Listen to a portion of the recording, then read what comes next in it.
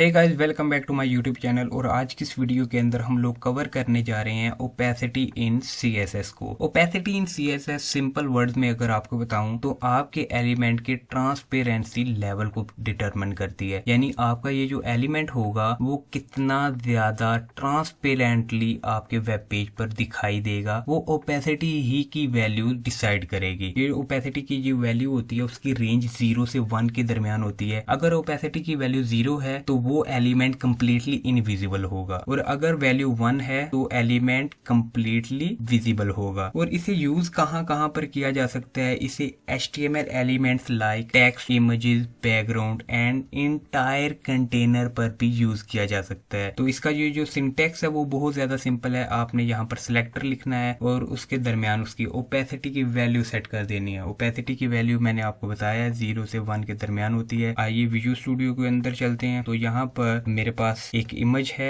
यहाँ पर मैं इमेज टैग लगाता हूँ और यहाँ पर SRC में उसका लिंक डालता हूँ इमेज का। तो यहाँ पर आप देखो ये काफी बड़ी इमेज आ गई है। मैं इसकी विड्थ सेट कर देता हूँ 500 पिक्सल। तो यहाँ पर ये 500 पिक्सल की मेरे पास इमेज आ चुकी है। यहाँ पर इस इमेज की जो ओपेसिटी है वो बाय डिफॉल्ट 1 है। और अगर मैं चाहता हूँ इसकी ओपेसिटी को सेट करना, यहाँ पर टाइल टैग लगाऊंगा, इसके अंदर इमेज, और इमेज के अंदर ओपेसिटी की वैल्यू मैं सेट करूंगा। अगर मैं यहाँ पर 1 लिखूं तो यहाँ पर कोई फर्क नहीं पड़ेगा, क्योंकि इसकी जो बाय डिफॉल्ट ओपेसिटी की वैल्यू थी वो 1 थी। और अगर मैं इस ओपेसिटी की वैल्यू को 0.7 कर देता हूँ तो आप देखो कि ये हल्की सी ट्रांसपेरेंट हो चुकी है। और अगर मैं इसे और कम करके 0.3 कर देता हूँ तो ये और ज्यादा ट्रांसपेरेंट हो चुकी है। तो अगर मैं इसे 0 कर दूंगा तो ये कम्प्लीटली इनविजिबल हो जाएगी इमेज। तो उम्मीद करता हूँ कि आपको ट्रांसपेरेंसी के बारे में यानी ओपेसिटी के बारे में कि किस तरह ओपेसिटी सेट करती है ट्रांसपेरेंसी लेवल को समझ आ चुकी है। अगर मैं यहाँ पर एक डिव बनाता हूँ और इसके अंदर लिखता हूँ आई एम डिव, तो यहाँ पर ये मेरा डिव आ चुका है। डिव को टारगेट करके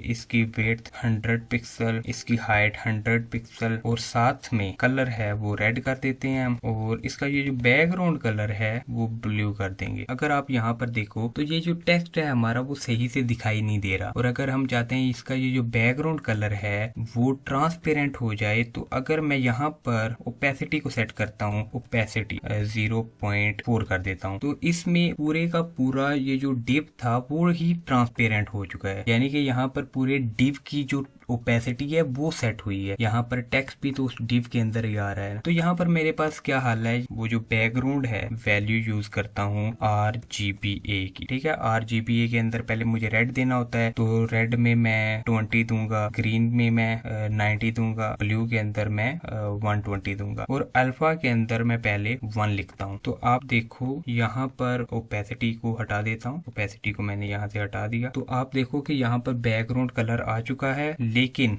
अगर मैं चाहता हूं कि इस बैकग्राउंड कलर को ट्रांसपेरेंट बनाऊं, यानी कि इसकी ओपेसिटी को कम करूं, तो मैं इस वैल्यू को यानी कि अल्फा की जो वैल्यू है उसे कम कर सकता हूं। यानी कि उसे मैं 0.4 करूंगा अगर, तो आप देखो कि यहाँ पर बैकग्राउंड जो है वो ट्रांसपेरेंट हो चुका है और हमारा टेक्स्ट अच्छे से दिखाई दे रहा है। तो अगर आप चाहते हैं कि आप बैकग्राउंड को ट्रांसपेरेंट करें यानी कि बैकग्राउंड की ओपेसिटी को सेट करें, तो उसके लिए आपको RGBA की वैल्यू को यूज करना होगा। उम्मीद करता हूँ कि आप इस वीडियो को समझ आ चुकी है। वीडियो अच्छी लगी वीडियो को लाइक और चैनल को सब्सक्राइब लाजमी करना।